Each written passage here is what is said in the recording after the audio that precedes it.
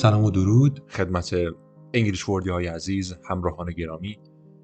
امیدوارم که حالتون خیلی عالی باشه دوستان عزیز و اوضاع بر وفق مراد شما همیشه بچرخه. خیلی خوشحالم که در فیلم آموزشی دیگه همراه شما عزیزان هستم و امیدوارم تا اینجای مسیر که همراه ما بودید از ویدیوها و فیلم های آموزشی به خوبی استفاده کرده باشید.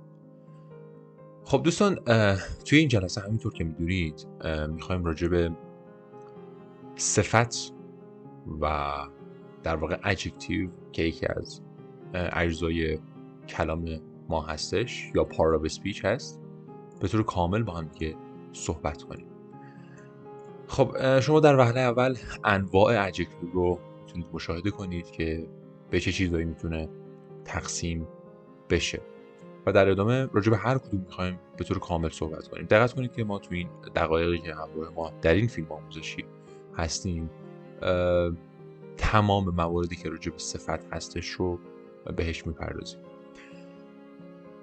خب صفت یکی از انواع اجزای کلام هست در انگلیسی، همونطور که گفتم، و اگر احیانا راجع به گرامر صفت و انواع اون به طور کامل شما مسلط نیستین، همراه ما توی این ویدیو باشین. خب تعریف صفت اصلا چیه؟ ما اول بگیم که کلا صفت چه کاربرد داره و چیکار میکنه. صفت کلمه‌ایه که به وسم اسم و ضمیر میپردازه، یه جوری توضیحش میده که چی هست و در واقع چگونه هست.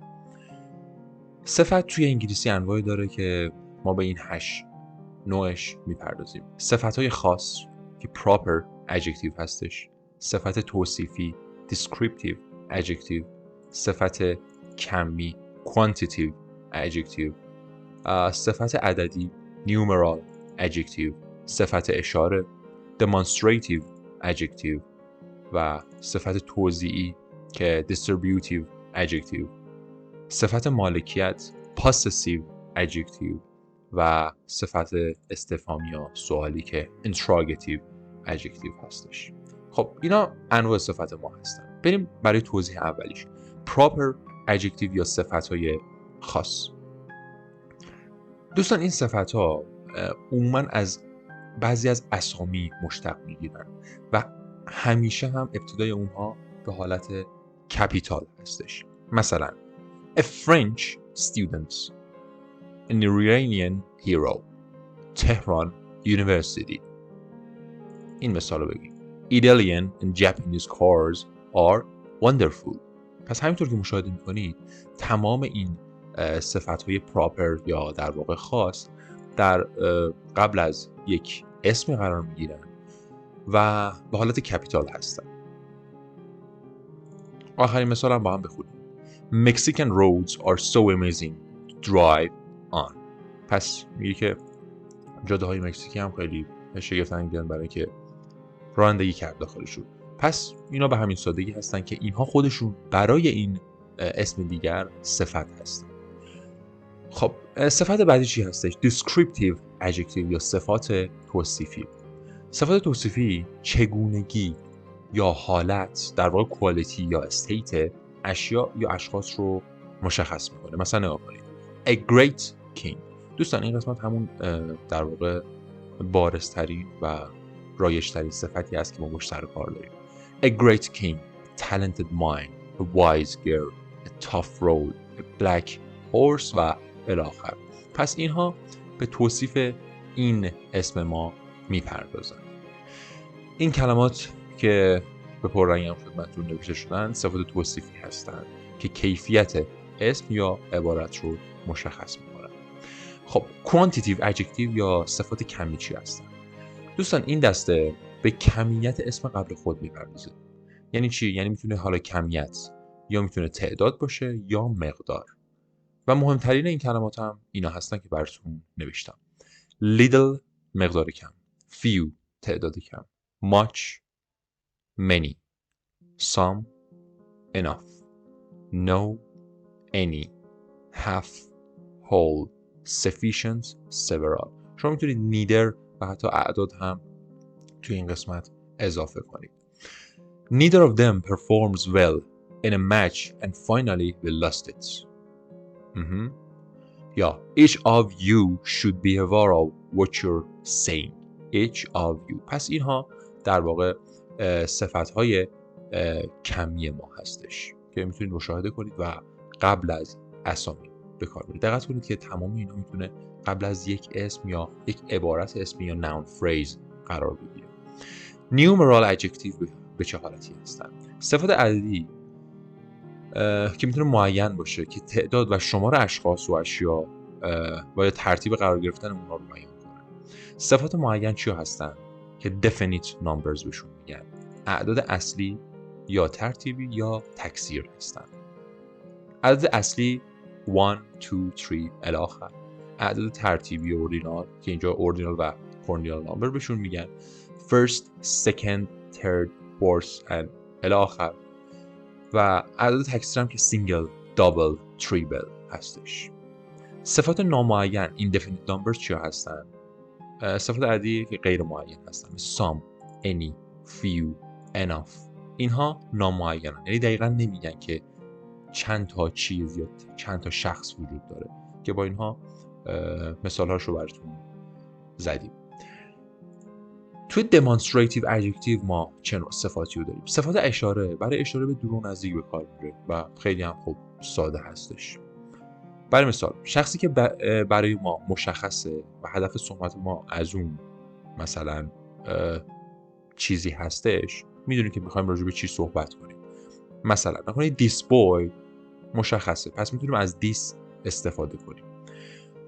به این مثال دقت کنید a woman is coming. خب تو اینجا میگه که صفت اشاره نامعین داره، ما نمیدونیم که دقیقاً چه زنی رو میگه. میگه یک زنی، برای ما نامشخص یا indefinite هستش.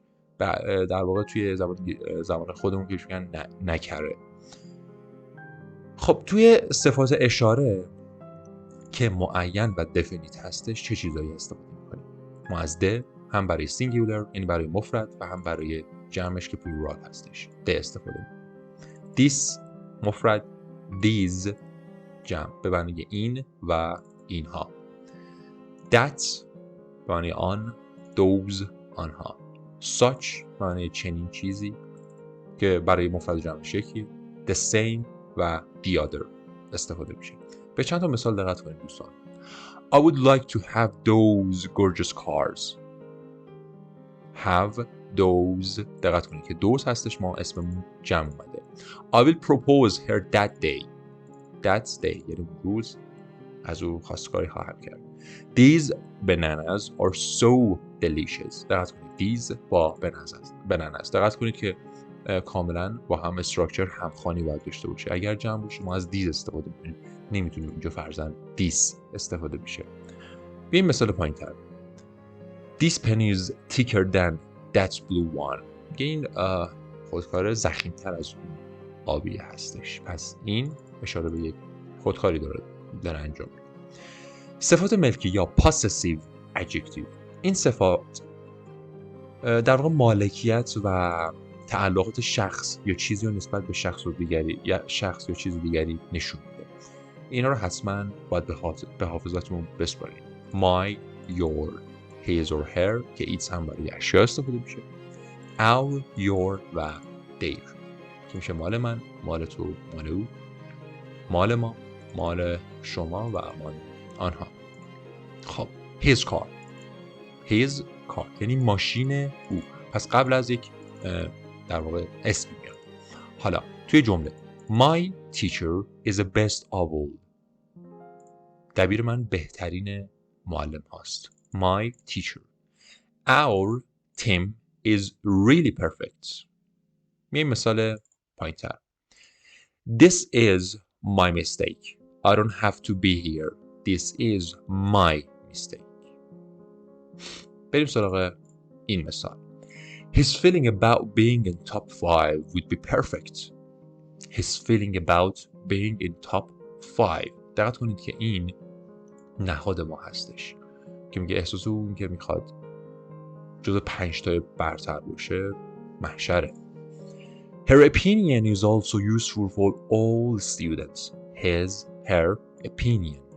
مال او که برای مؤنث به کار برده میشه. و آخرین ادجکتیوی که ما توی این قسمت بهش میپردازیم interrogative adjective هستش. این دسته هم از صفات از کلمات پرسشی استفاده میشه. interrogative که می‌دونید حالت پرسشی داره. Which house have you chosen؟ دقت کنید که ما توی اینجا این فیچ رو به عنوان صفت در نظر بگیریم. What area is it؟ یا این مثال What recipe did you use to make this Mexican dish؟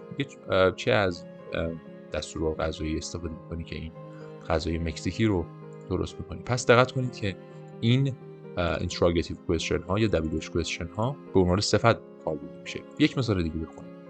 Which topic is better to discuss for English learners؟ Which topics؟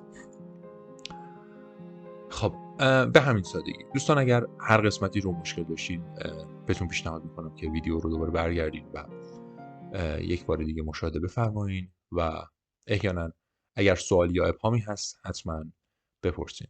دوستان دقت کنید که تمام این مواردی که گفتیم، انواع صفت ها kinds of adjectives، این کلمات میتونه جایگزین در واقع صفات بشن، با اینکه خودشون ممکنه به تنهایی صفت نباشن اما نقش یک صفت رو بازی میکنن. پس دونستن اونها خیلی مهمه در ساختار و کاربردهای کلمات و جملاتی که ما استفاده میکنیم. امیدوارم که این مطالب براتون مفید بوده باشه و بتونید از اون به نحو احسن استفاده کنید. همیشه حال دلتون عالی باشه. خدا یار و نگهدارتون.